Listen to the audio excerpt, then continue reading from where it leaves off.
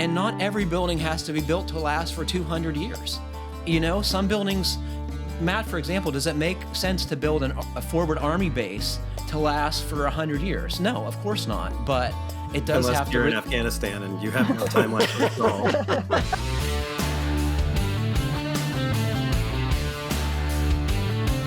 Welcome to the Fine Homebuilding Podcast, a weekly discussion of building, remodeling, and design topics aimed at anybody who cares deeply about the craft and science of working on houses. This is Senior Editor Patrick McComb. Today I'm joined by Kiley Jacques, GBA Editor. Hello. Matt Milham, Deputy Editor. How's it going? And winner of the Airtightness Excellence Award, producer Jeff Rose. Hello. Please email your questions to fhbpodcast@taunton.com. You can find previous podcasts and check out the show notes at finehomebuilding.com/podcast. I take it you went to Jeff's house yesterday, Patrick? I did. Jeff has a surprisingly airtight house. Nice. What was the reading? It came out about 3. Wow. Good for you. Nice. My impression is your house is quite large, yeah? Yes. It's pretty freaking big. Yeah. And it's got a lot of weird roof lines. So I was surprised at its airtightness, but whoever built it paid attention to it. Nice. That must make you feel good. Did you have any idea about that, Jeff? It was better than I expected. I know the house has its own issues, but airtightness is probably not top on that list. Sweet. More like water tightness, but also important. If we could figure out the water tightness award, that would really be a cool thing, right? And Kiley, you also had a blower door test recently. Yeah, I can't make the same kind of claims. What was your final number, What Kiley? was it, like 8.12 or something like that? I remember 8.2, but let's not Okay. let's not split hairs here. Right. Patrick, you're developing a side gig here. It's a fun project for me because it doesn't take a lot, and it's very active, and there's instruments involved, and tubing, and electric motors. So it checks all my boxes, right? Right. Yeah, it was super fun. I enjoyed that. In fact, we should shout out to the listener who gave us the idea to test our houses. We're supposed to put the results up someplace, aren't we? Yeah, I heard that. Let's segue into Matt's airtightness test. You haven't done this for a while. You're next on the list. So what is your recollection of what your numbers were? It's been at least 2 years, and it was 6 ACH 50 the last time I did it. And I had you had done a video on using a blower door, and I had helped out Jeff, I guess, just running a second camera on that shoot. Right. And right after that, I took the thing home, and when I first ran it, my air tightness was 9 ACH 50. And you brought it down 3 air changes by simply plugging your chimney. Is that just correct? Jamming a piece of rigid foam up the top of my fireplace. That's all I did. And because I could hear the air whistling down that thing. It was just whistling past the damper. So I was like, well, let me see what happens if I do this. And I just had a piece of foam laying around, and I jammed it up there, and it immediately dropped by 3. I also had, I have cat doors, and I had at the time, there was a bath fan that wasn't connected to anything. Like the previous homeowner, I think it just disconnected it, so it was blowing right into the insulation. That couldn't have helped. Gosh. And it was 1950s era bath fan. Patrick, after you left, about 10 minutes later, Rob showed up spontaneously. And I said, Patrick was just here. He did the blower door test, and these are the results. And he said, so where's your biggest leak? And I brought him up to the window to show him the problem. And he fixed it with his big hands. And so now you have to come back and let's do it again. Okay. I think that was a significant issue. Well, I think a significant issue, too, is your basement door. We should tell folks you have what is like a board and batten basement door, and it doesn't really close, and it's definitely not weather stripped. So honestly, Kiley, I think if you could tighten that up with a cut down regular steel entry door, this could be something you bought at the Habitat Restore or whatever, and put that in there. And I think that would be hugely helpful for your airtightness numbers. Mm-hmm. And you have ductwork down there too. So like your cold basement from that leaky door is also giving you a double hit by lowering the air temperature of your heated air in the heating season. Mm-hmm. Yep. So do you want any more bad news? I saw the picture of you doing the test in Kiley's house, and that new air my air purifier. purifier is gigantic. It's a lot bigger than I thought it was. Do you know what's so funny? Remember I told you about Allison Bales was about to post something on GBA, which is now up, about creating her own DIY air purifier. Mm-hmm. And I thought, I could totally do that. That's only $90, except it's really big and ugly. So let me go online and buy something that I can, visually accept. And I'm not so great with numbers, as you guys know. So I didn't really pay much attention to the measurements. And so when it arrived, I was shocked to see how big it was. But quite frankly, I've gotten used to it, and I notice a significant difference. I think people think I'm nuts, but I really do think my air smells cleaner. And well, I got to tell you why I think you're nuts is because your house has, 8 air changes per hour. So I think you're actually purifying the outdoors of Southbury too. I don't know. All I know is that the cooking odors are to a minimum, and I just really do think the air smells better. I mean, I was pretty obsessed with it, so I was really paying attention. And the one I got is a Blue Air 211 Plus, and it is designed to change the air every 12 minutes for a room that's 540 square feet.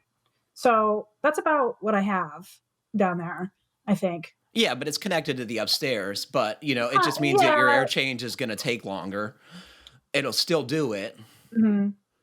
So the battle now is, windows open for fresh air versus air purifying. I'm trying to strike the balance. I think it depends on where you're at. If you're in, California while the wildfires are blazing, that's a different story than if you're in Southbury and it's a nice day. Right. Yeah. You make a good point. But what do you think about the air purifier, Matt? I have one. I've had it for a few years and I like it. I don't have the same one she has. I have a Koei, I think Mighty.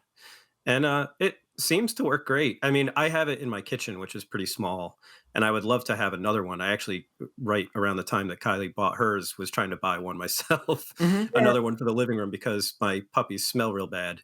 And maybe I should get one for Liam's room. Yeah, they're just, everybody's out of the one I wanted, and I really didn't want to compromise, because this one, I already have like a stock of filters and stuff for it, so I'd rather not have to buy 2 different kinds of stuff. I have to ask both of you, did they get clogged with cat hair? I don't know yet. I haven't had mine very long. It probably would if it were on the floor, but mine has a pre-filter screen that you can just wash. So, if that were an issue, it's really easy to open, and you can take that out and just, scrape it off like a lint trap in a clothes dryer. There are running those things right now. They're hard to find. Yeah. I went to a doctor's office recently, and they had 2 of them going. So people are, they're really thinking about this stuff now. Jeff, do you think this is science, or is this making people feel better? I think it's a little of both. I mean, I think it helps with some stuff, but it's not going to do anything for viruses or. But smoke, yes. Mm-hmm.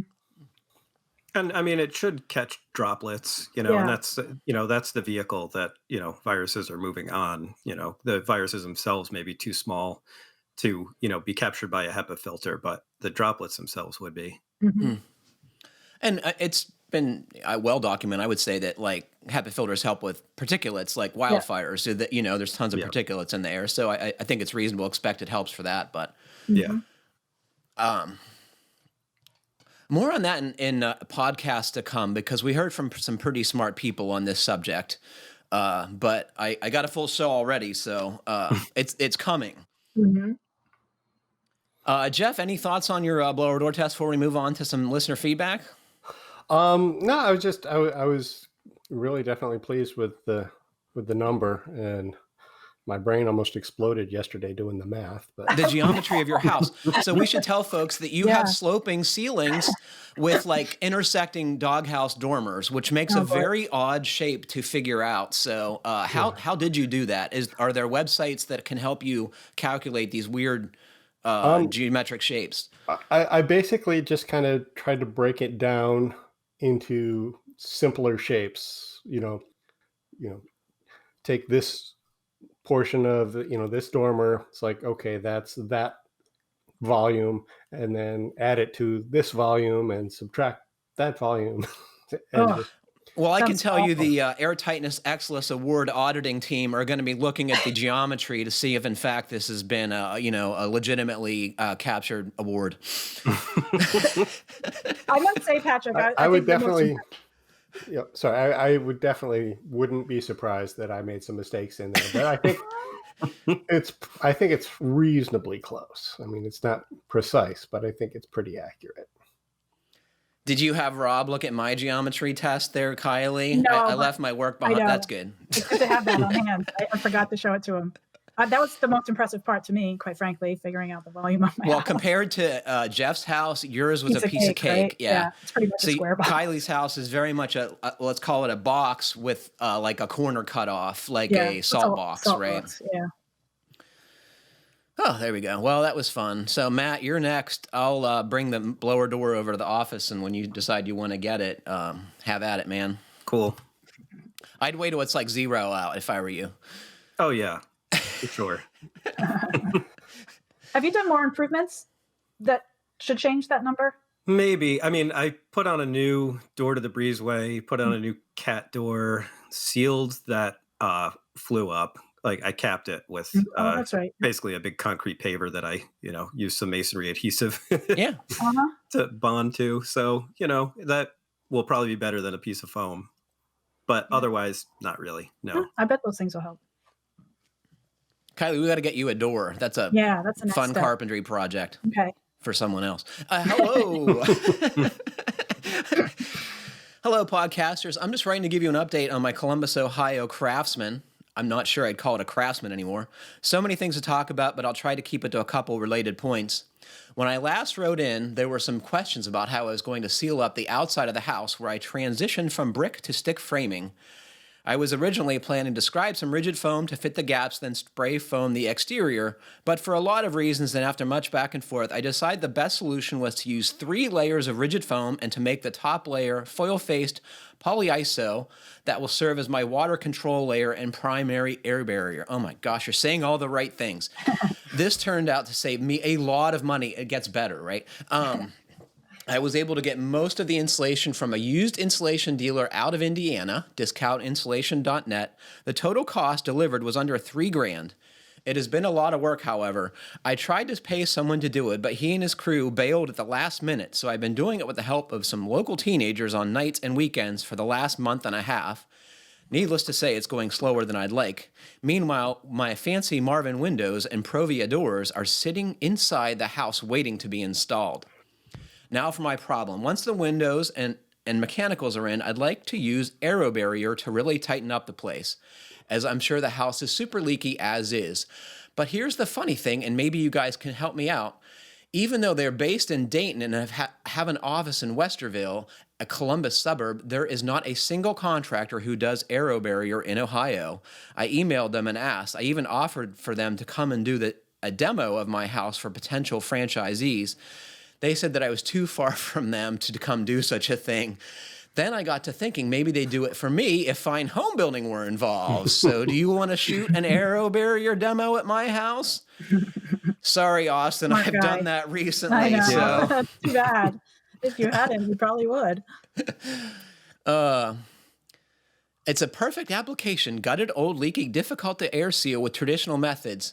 That's a real request offer, by the way. In any case, I'm honestly really surprised at how unavailable the product seems to be. No one in Ohio?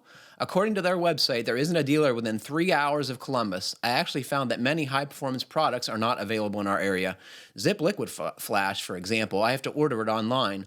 I'm curious what others around the country experience in terms of product and service availability. Anyway, thanks for following my progress. Having my home featured on the podcast is a real point of pride. The pictures show the house in various stages of installation. Try saying that 3 times fast. Best and congrats on all of your promotions. Austin from Columbus, Ohio. Well, what do you think, guys? It looks a lot better than it did. He's doing a good job, I think. I totally agree, Matt. And this house, for those of you who haven't been following, was a disaster. It was so messed up. He's doing a fantastic job. Yeah. Can we help with AeroBarrier? Not really. And I think the bottom line with AeroBarrier is you need municipalities who are doing air tightness testing to make it worthwhile for AeroBarrier dealers to establish a territory. Yeah, or a bunch of, high performance builders who care about those kinds of things and are going to use it. Yeah. If there's no demand, then nobody's going to be selling it.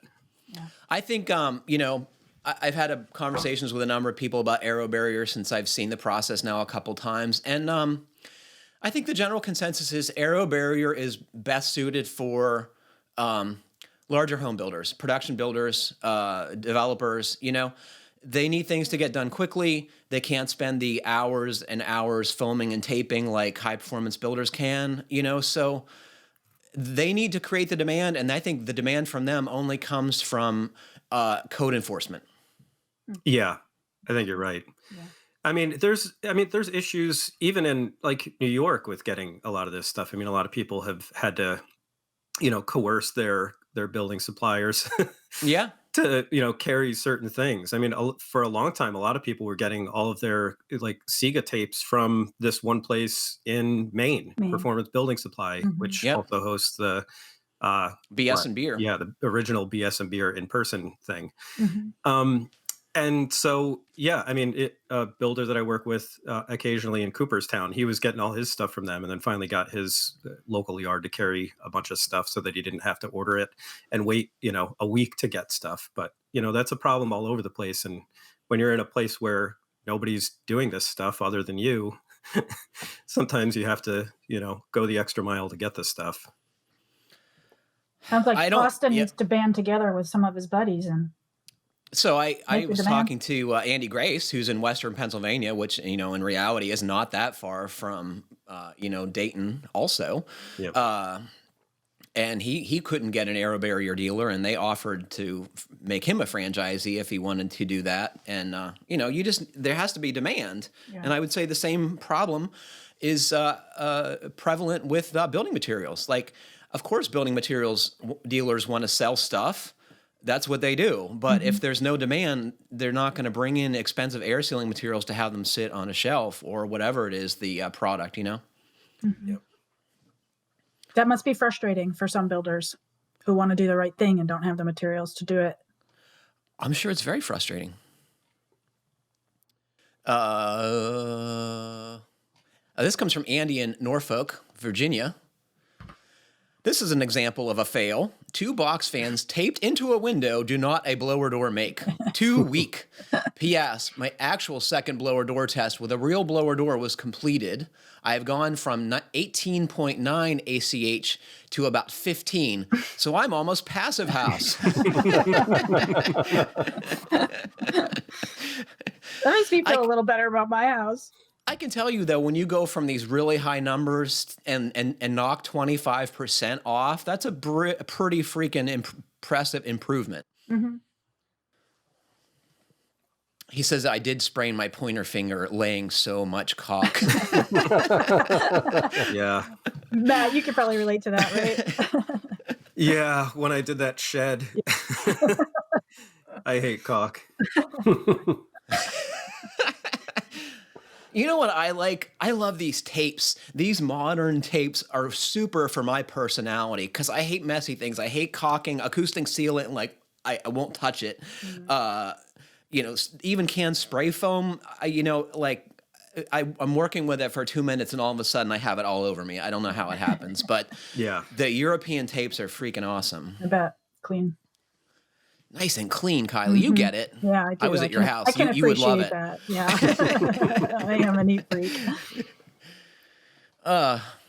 This has been fun already. I don't know if if we're at a, the climax of the show, right? It's like, maybe we quit now. This comes from Chris in Chicago. Good day, FHB peoples. A bit off your usual topics of air sealing, blower doors, and rusty cars. I've installed my fair share of pre-hung doors, but have been tasked with replacing a basement entry door on the back of a 1920s Chicago bungalow. Does this sound familiar, Kylie? Yeah, I like that. Unfortunately, the existing door measures about 72 inches. I've cut a few inches from the bottom of many doors, but 8 to 10 inches is a new one for me. My thought is I will have to disassemble the top and bottom and cut equal dimensions from both sides and reassemble the top and threshold without getting into the hinge plane. Any suggestions would be loved. Keep the podcast coming. All right. This is a question with an answer, and I love those. There's a bunch of answers, I think, maybe. Well, let's hear yours. Well, I went to a place called, what is it called? Shedwindowsandmore.com, and they had 72-inch tall shed doors. No way. And I don't think there's any reason you can't use that. Yeah. Is it wood, Matt? It's fiberglass. The one, I specifically look for a fiberglass one. Oh, okay. Well, yeah. La-di-da. Yeah. It seems like the most straightforward solution. Yeah, no cutting. Yeah. You just get the door the size you need. Is it all weather stripped and stuff? I don't know. This is just a slab that I looked up. So. Okay, so then you got to make your own frame and put it in there. Yeah, I mean, it sounds like, he's got a frame and stuff there. So I don't know. I don't know if he even needs to. It sounds mostly like he just needs to replace the slab, right? Or no? Well, so and maybe I'm reading a lot into my own experience and Kiley's, for example, but these doors that people talk about on the basements that are short, right? They're always like kind of homemade, and then they're not like well weather stripped, and they don't have a sweep on the bottom, and they don't have an adjustable threshold. So I've always had to like start from scratch. You get some bucks attached to the masonry or the concrete somehow. I've found through my experience that spray foam is a fantastic material to make the bucks stick. Yeah. Like you need some Tabcons or Ramset fasteners to hold it there temporarily, but then the spray foam is really what does the miraculous holding.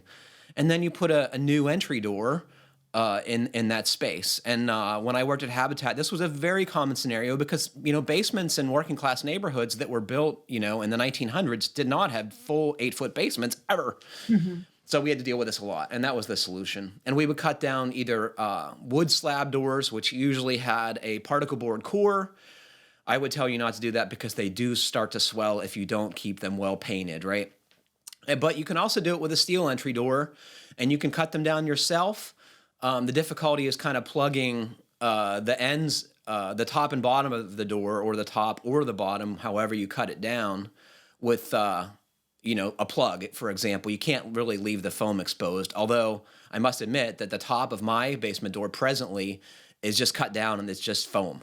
So you can do that too. That's what my home builder did.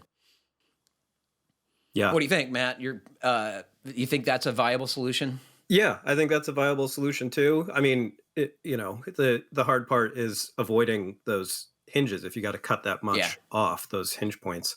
So, I mean, if you start with a shorter door, I'm sure this place and probably others, you don't necessarily need to look for a house door. Like look for a shed door because a lot of times those are shorter.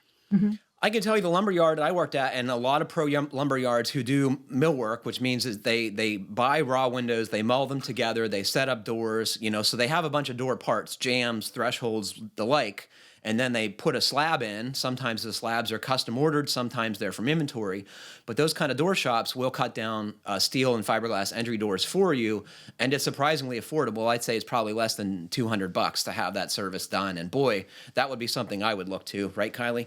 Yeah. I'm not going to hear the end of it until I replace that door. Yeah, I got some thinking to do, huh? I had these options.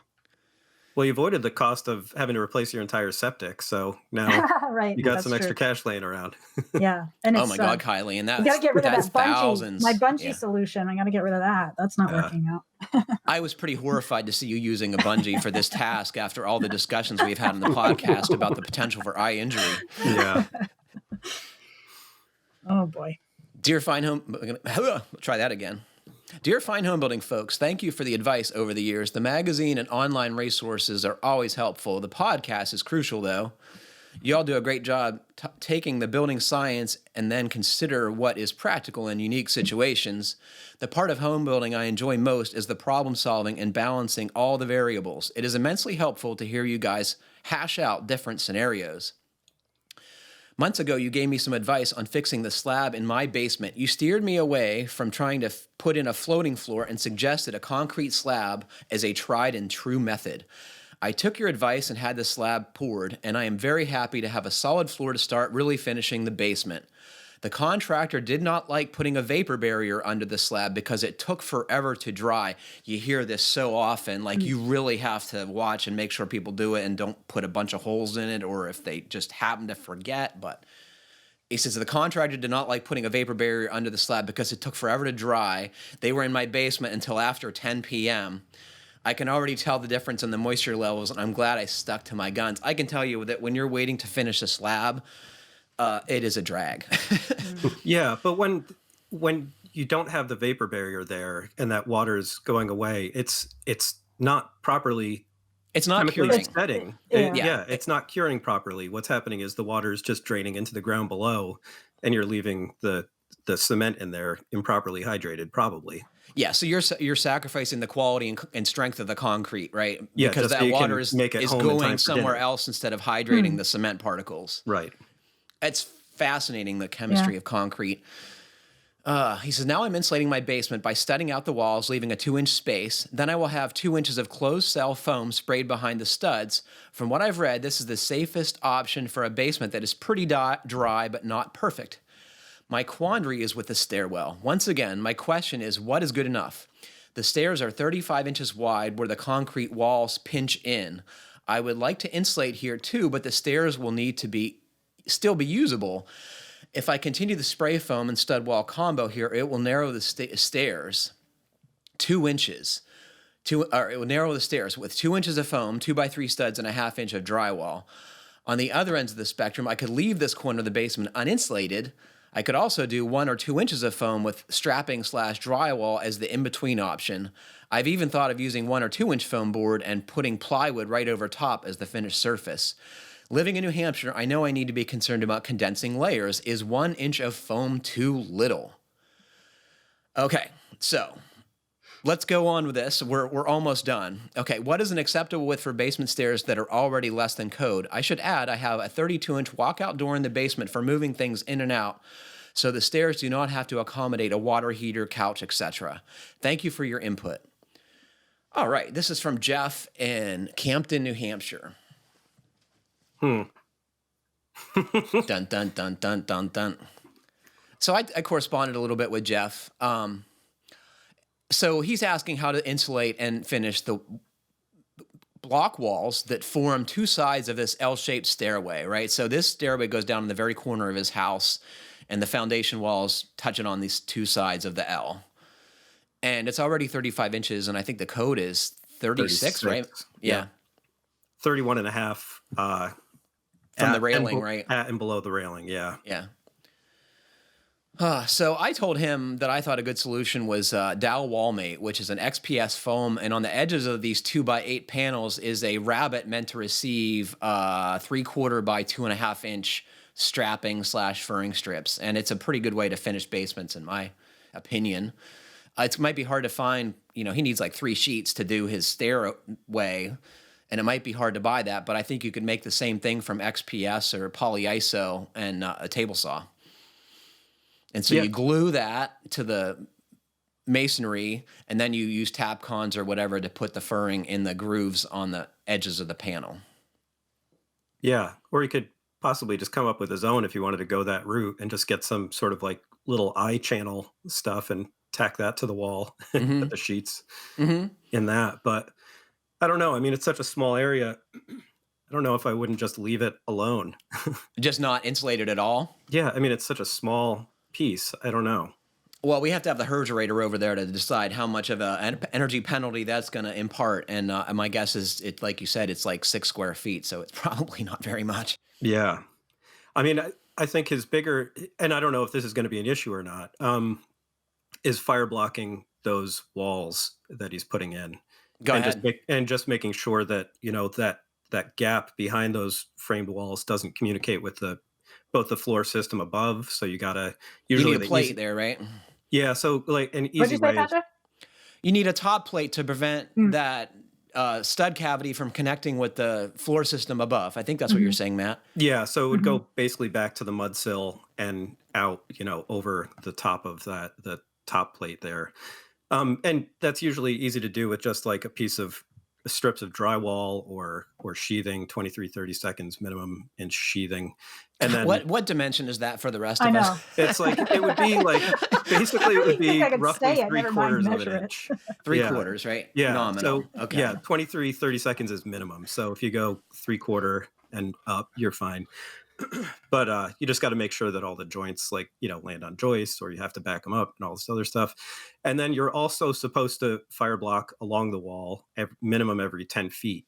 So, as you go left to right, you have to fire block, back to the masonry wall before you do your spray foaming. Now, there are some inspectors and areas that will allow foam as the fire blocking material, and I don't understand that. Or they say if that gap is filled with foam or insulation, that it's not an issue, but it is. My speculation is that fire spread is requires air movement through the cavities, right? So that I think if they're thinking that if the air is stopped, that the flames cannot spread, but you're saying that's not necessarily true. That's not necessarily true when you're dealing with a flammable material like spray foam. Right. Yeah. Highly flammable. Right. Or even rigid foam. So, a lot of times, people think that, if that gap is closed, and it's like, it's supposed to be closed with a fire blocking material. Is foam a fire blocking material? No, then it's not properly fire blocked. So I've gone down this road and I can't remember the context, but so the canned spray foams that are dispensed with a gun have ICC approvals for using it in this regard, and it doesn't have to be orange. It can be air sealing foam. Like Dow Enerfoam is one that jumps to mind that has a ICC ES certification, which means that the material has been approved as a fire stopping material, right, Matt? That's the language. Yeah, and it depends. Yeah, there's a bunch of different things that have been approved for different uses. Some of them have limitations as far as like the size of the hole that they are allowed to plug. So, sometimes that may be like half an inch. Mm-hmm. So if you're leaving a 2-inch gap, you're not going to fill it with that foam. But you have to look at the reports. Sometimes they don't even have, a size of a penetration or whatever that they're allowed to cover, but usually it's pretty small. And some are approved for commercial and not residential. Well, that makes no sense. Is it because commercial is wood frame construction, or is it because what? Yeah, I don't know. And it may be vice versa. Some of them may be approved for residential and not commercial. I don't know, but I can't remember. It's been a little while since I've looked at it, but it's not universal. Mm-hmm. I'm glad you brought this up because it is a complex issue, and you've been working on this story for I'm going to say years. Yeah, actually, it was funny because when we finally got this story put to bed, Mike Gerton was the author on it, but he was like, we started working on this 5 years ago with Andy with Andy Engel, and it got handed off to me, and it took another basically 3 years to get done. It's interesting that I don't feel, since I've been on the podcast, that we get a lot of questions about fire blocking, but I feel like Matt talks about fire blocking all the time. And he's obsessive about it, no doubt. Yeah. Well, I've said in a lot of like fire blocking and fire rating things, with like, either the APA or the American Wood Council. I don't even remember who did one last year. I think it was on I-joist.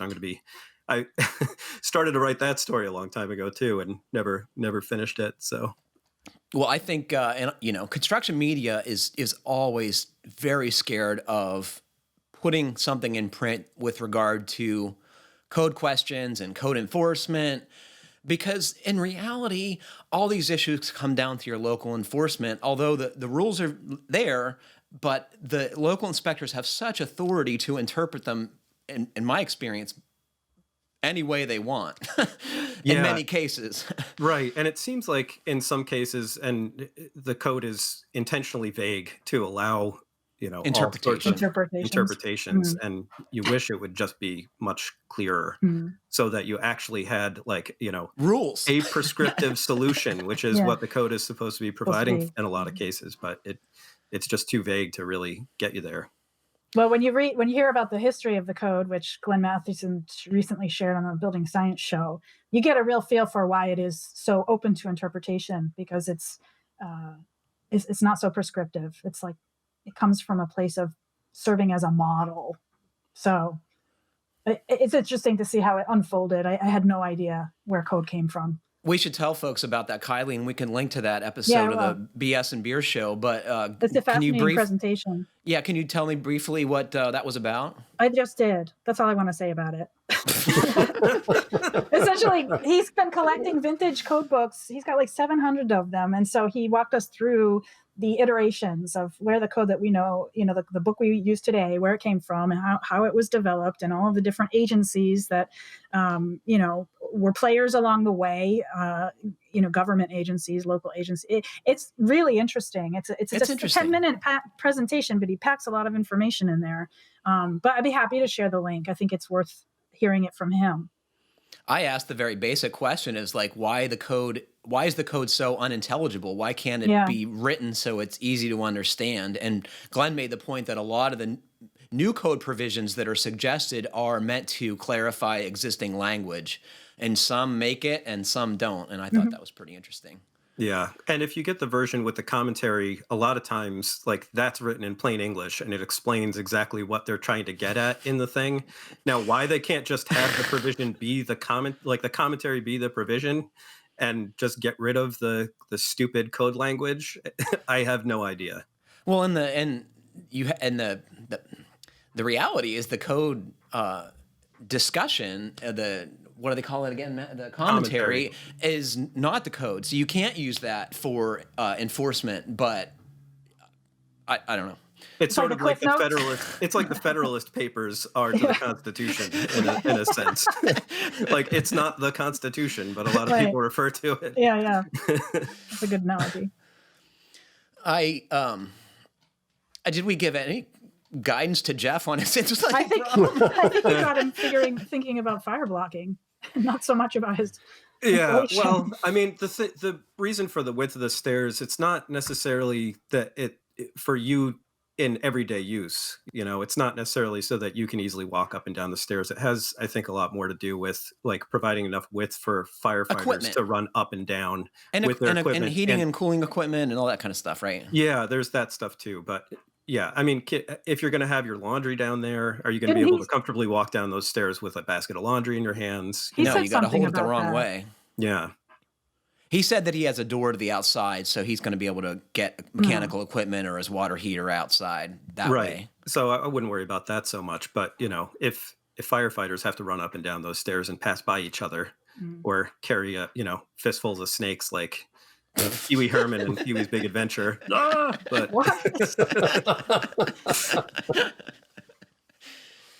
I can tell you, I have been in basements and I've rented places where you had to turn sideways to go down the basement set of steps, right?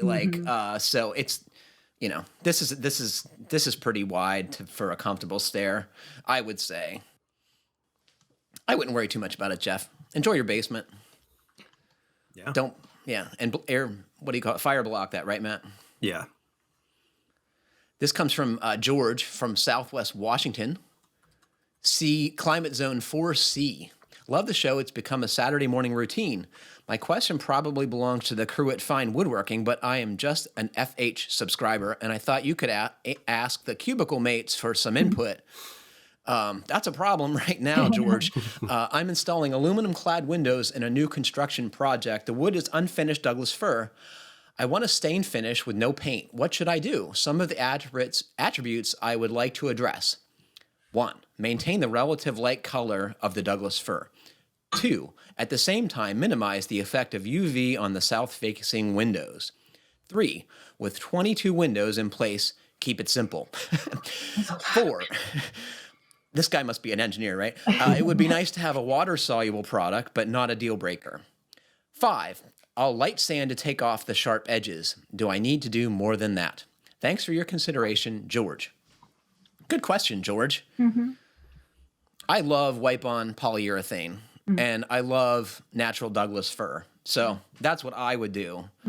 And it's easy to do. And the material dries very quickly. It doesn't stink too bad. And not too long ago, Fine Woodworking tested all these kind of wipe-on finishes. And Minwax Clear Polyurethane was a favorite. And I've used it a lot. It's just easy. And I like easy.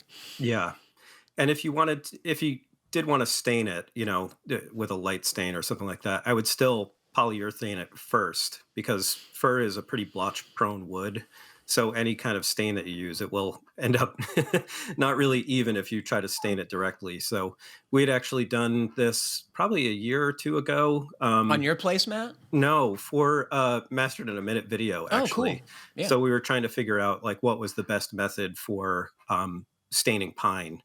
And so I had tried, I think, 6 or 7 different kinds of conditioners, starting with like just wood conditioner and, I can't remember, all kinds of different things anyway. So shellac coat shellac wash coat is what I remember every fine woodworking finishing article starting with, which is like diluted shellac. Yeah, and I tried shellac, I tried wipe on poly, I tried straight poly, I tried it thinned. And the wipe on poly was by far, it seemed like the best option. I mean, I tried multiple coats of different things. I think I had probably, I don't know, a couple dozen sample boards in my house laying around with all different levels of stuff, and then just used a gel stain on top of that. And it looked pretty good. I wouldn't say it looked, as good. I used a cherry stain, so we were using a dark stain on it. But it looked reasonably good. It didn't look like real cherry, but it looked okay. And if he's going with a light stain, I think that'd be fine. There's an article in Fine Homebuilding from a few years back called Finishing Secrets for Furniture Grade Trim, which I know isn't exactly his situation, but there are some really good tips in there that seem like they'd be applicable. Oh, come on. George is an engineer. He's going to be all over that. Yeah, it feels like there's relative information there that could be applied to exterior. But I'm kind of curious about something that they were talking about, protecting the wood against ultraviolet light. And so anyway, what can you guys say? So they say that to do that, they typically use varnish or conversion finish with UV blockers. What's a conversion finish? I didn't look it up. Do you guys have any thoughts on that idea? Way to put us on the spot, Kiley. No clue. No? It's probably something I've heard, talked about on the Fine Woodworking podcast, but that's like way outside my lane.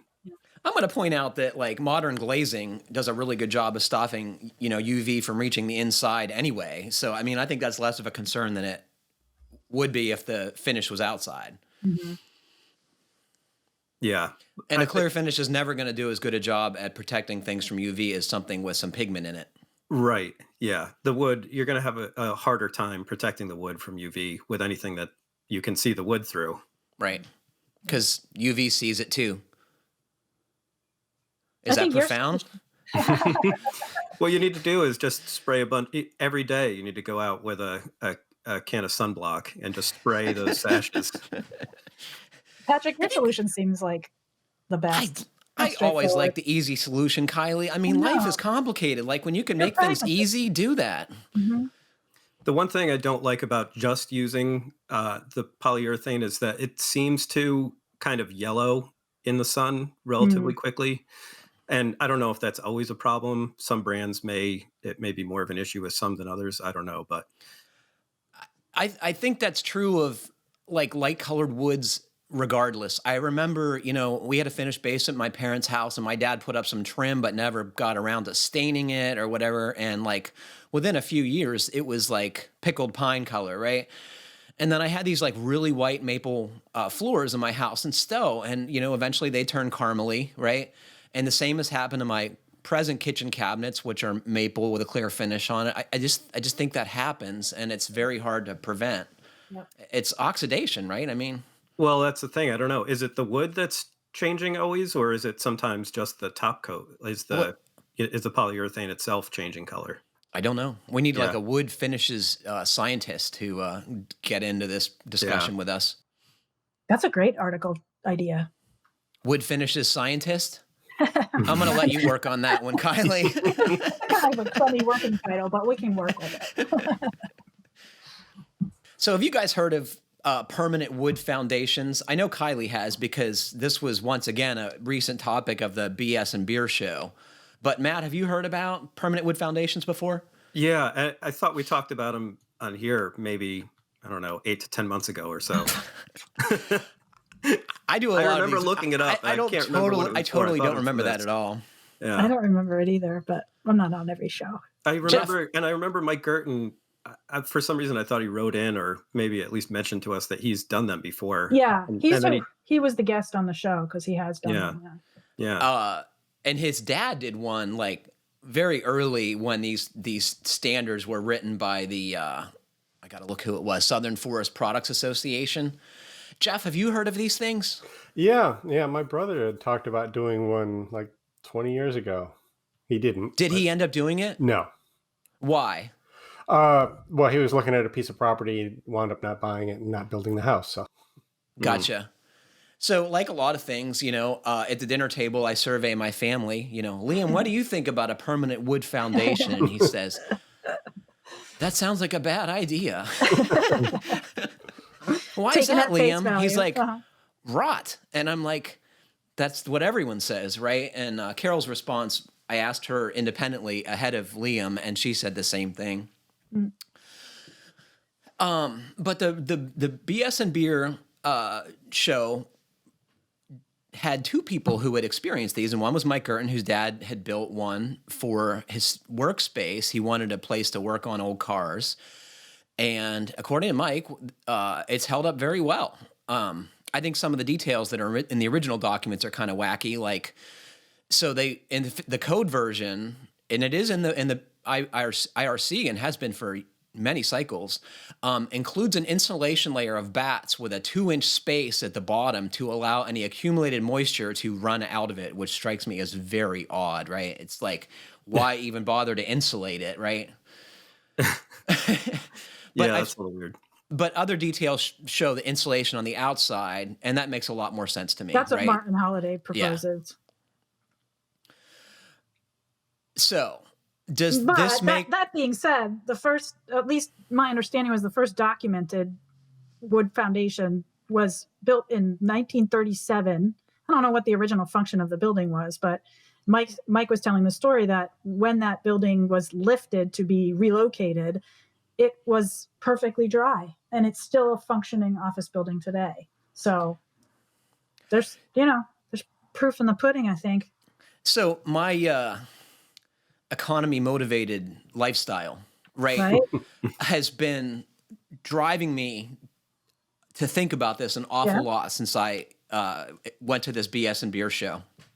And I can see some good reasons for doing this, although my first reaction, and has been for a decade or two since when I first learned about this makes no sense. But, buildings that are in well-draining soil, like this should work. And not every building has to be built to last for 200 years. Some buildings, Matt, for example, does it make sense to build a forward army base to last for 100 years? No, of course not. But it does Unless have you're to. In Afghanistan and you have no timeline control. It's true.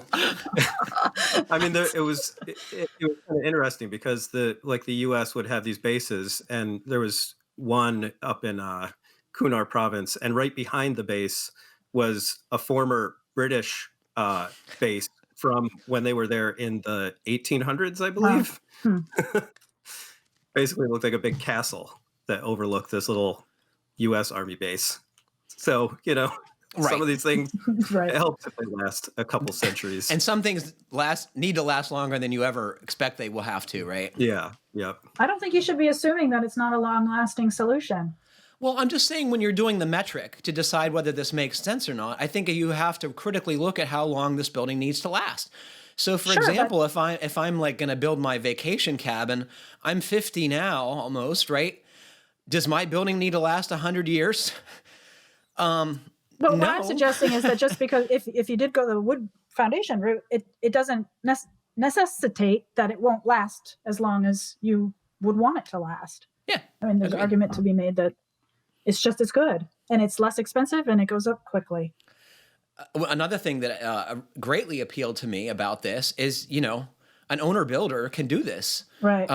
You don't need a concrete truck. And in many places, you can't get a concrete truck. We heard from a listener in northern Canadian province, and I don't remember exactly which one, but there's no option to get concrete. And the building season is so short, this is a very viable method. And once again, you know, when you're talking about places like that, like how much biologic activity of rot is going to happen?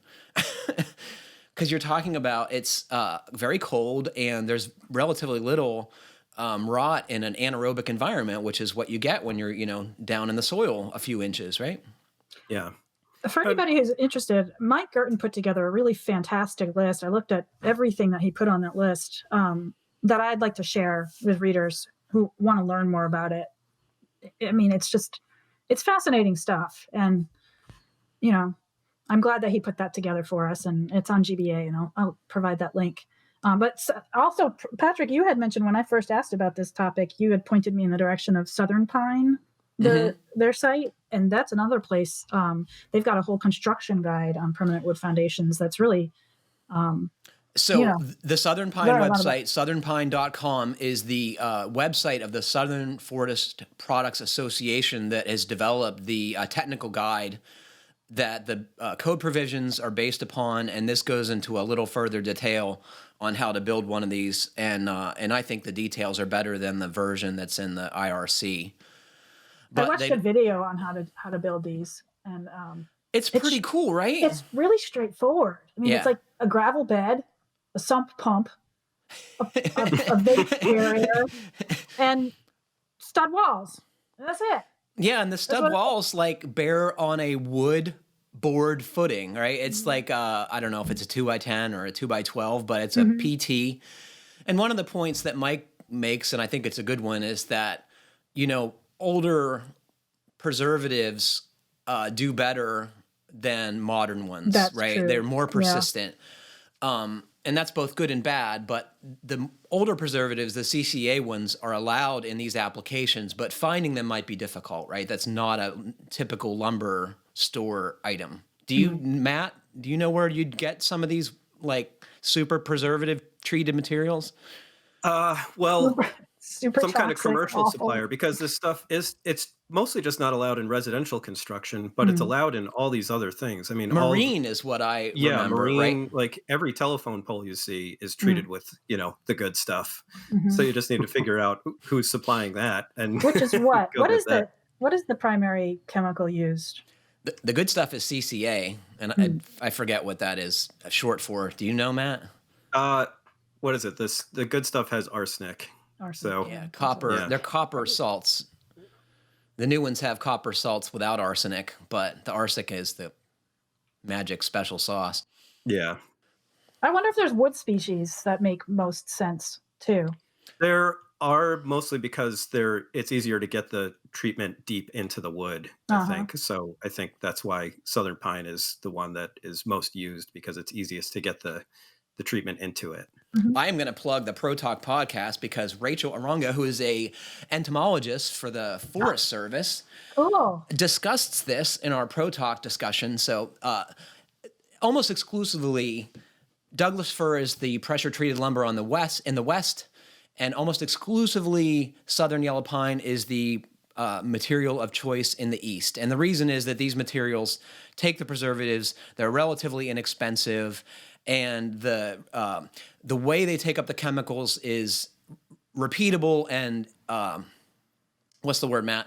Regular, reliable. Yeah. Reliable. They reliably take up the chemicals. Yeah, and the stuff on the West Coast, though, I mean, in order to get the stuff in there, you know, reliably, they usually have to perforate those members. You know, yeah, basically they describe it as incised, which means that they have a machine like punches a bunch of holes in it so the chemicals can reach further into the material. Yep. If you've ever been vacationing in on the West Coast and you're from the East and you're on like the deck of an outdoor place, and why wouldn't you if you're going to California, you'll see the weird pressure treated has these holes in it, and people often wonder what the heck's going on. So that's the answer. Yep. Jeff, what do you think about a permanent wood foundation? Would you consider it for the right circumstances? I think I would. I mean, it's, you know, my initial knee-jerk reaction is that's crazy, but yeah, you know, there's too much evidence that it works. You know? Yeah. If Mike Gerton does it, I'm fine with it. Yeah. Totally. I think Mike is my litmus test. I think soil conditions have a lot to do with it. I think you're totally right, Kiley. They do, and I believe that's in the code, and also in the, you know, the details of the whatever the Southern Pine Foundation, whatever the heck that's called. Southern Forest Products Association. Yeah. And I had to write that down because I never remember that kind of stuff. Yeah. But we'll put links to these things on the Fine Homebuilding podcast. And if y'all out there have any experience with permanent wood foundations, I would love to hear from you. And then this brings me to the segues into the next thing I want to talk about that does or doesn't make a lot of sense depending on your perspective is advanced framing. And I believe we've had a recent discussion on the Building Science and Beer podcast, or maybe it's upcoming. But once again, so advanced framing, for those of you who don't know, is trying to eliminate as much as the redundancy in a stud wall and floor systems as you possibly can in order to save resources and provide more insulation, areas for more insulation. So let's talk about that. I know some folks who have done it. I've gone on a photo shoot where it was being done for a new build, so...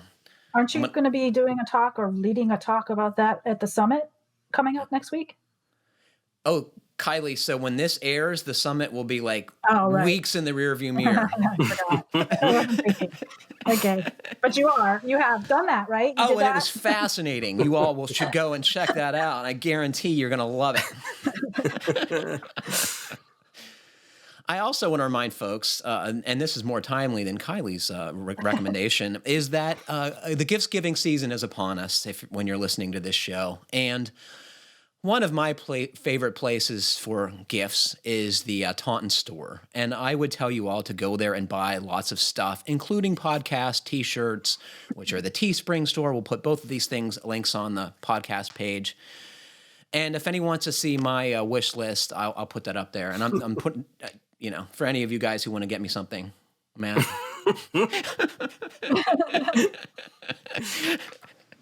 Sure. What would you want from the Taunton store? You T-shirts, want I think. Yeah, okay. Yeah. How about you, Kiley?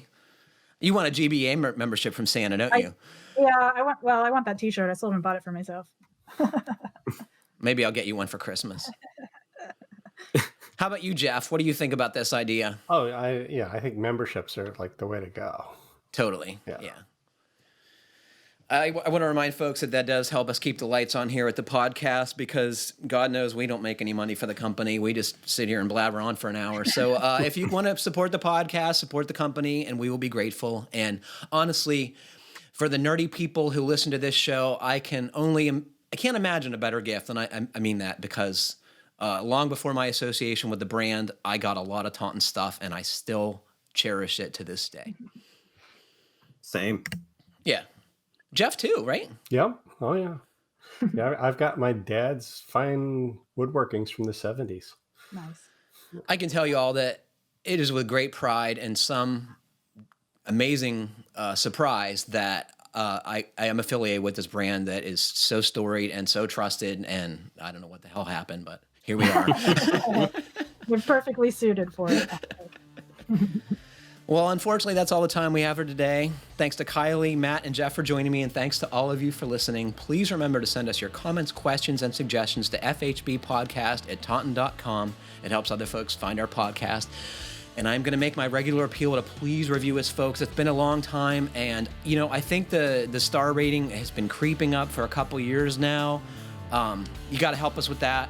And if you haven't written a review, please do. If you haven't made all your friends do that, please have them so we can keep the show on the air. Thanks very much. Stay safe, everybody. Keep craft alive and happy building.